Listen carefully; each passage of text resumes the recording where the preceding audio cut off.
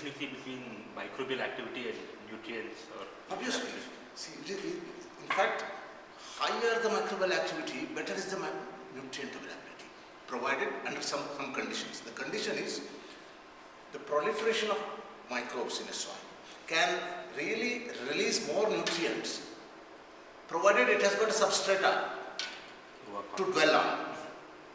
So that substrata comes in the form of organic matter that we add. So organic matter, for example, crop residues. Crop residues on decomposition or on activity by microbes. Certainly the complex molecules are disintegrated, they are broken down, and simple substances. And out of those simple substances we have a lot of nutrients.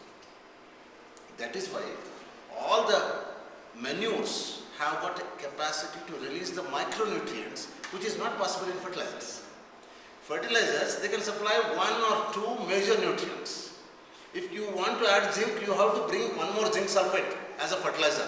But here is a manure is a source which can release all. And this can happen only because of microbial activity, because microbes are going to decompose these complex substances in a organic matter and release the nutrients. So there is a direct relation, positive relations between the microbial activity and release of nutrients. And one more aspect, why I want to call this as sustainable, because the release is in tune with the uptake by crop. This is very important aspect. The release is gradual. In all organic farming practices, the release of nutrients is gradual. And the crops also take up the nutrients in a gradual way. This is one of the important findings which I could narrate it in a paper. In fertilizer, suppose we apply fertilizer, what happens? We are actually fluxing the whole soil environment with highest possible ion numbers of nutrients. It's called ion fluxing.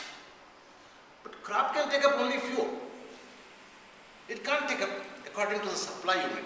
For example, we commonly recommend basal dose of fertilizer, basal dose of nitrogen. Okay.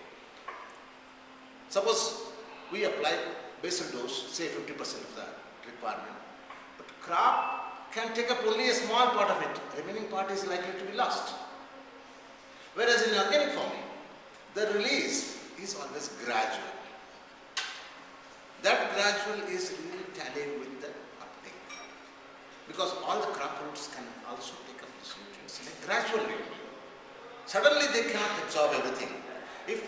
If those additional nutrients which we have supplied through fertilizers are not taken up, they are likely to add to the pollution, or they are likely to be lost somewhere. So that's not happening. So the very basis of sustainability lies in the biological activity. That's why we have called microbes as the biological basis of sustainability. So if you are adding, or if you are providing an ideal environment to proliferate the microbes, in fact you are attaining the sustainability. And that is why in organic farming, whatever are the practices, we have at least about 13 types of organic farming practices. One of the practice that I am discussing is Jivamrita. There are different types. All these 13 types of organic farming practices are ultimately aimed at improving the biological activity. That is why they have been termed as organic, which comes from organism. So anything which is really helping to improve the biological activity in the soil is certainly organic. Professor, there is also this difference between constant yield and maximum yield. Well, we do have that very clear. See, rather I would put it in a different way. Maximum yield and average yield, not constant yield, let's say, average yield. See, maximum yield refer to the yield potential of a particular genotype or particular hybrid that we are using. See, in every crop we have different types of varieties. Each variety or each hybrid has got certain ceiling. That depends on the expression of the gene that is available. That is why we have called it as a genetic maximum. Genetic maximum yield of a particular variety is fixed. So that is maximum attainable yield. Under an ideal situation, the maximum yield of that crop and that variety is up to that. Whereas average yield is governed by number of other factors. Suppose a crop is grown in a situation which is not ideal in terms of climate and soil. Obviously, the yield suppression is there. Suppose the crop is grown under a faulty management, not an ideal management. Obviously, yields are suppressed.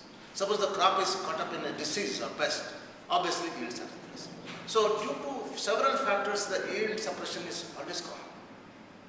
But for a given geographical area, we have normally an average yield. But this average yield is not uniform for all the regions. That I am making it very clear. For example, I have got a classical example of wheat. Under a very ideal situation, very good management, with no pest and disease, the wheat yield in Karnataka can be 1/3 of a North India. Same variety. Genetic limit is same, but average yields in these two regions are different because of that. As I was explaining, there is what is called as ecological adaptation.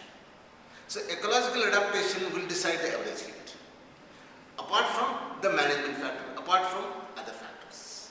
So the average yield is a compound effect of many factors, whereas the maximum yield is the ceiling, genetic ceiling, yield limit, beyond which we can't.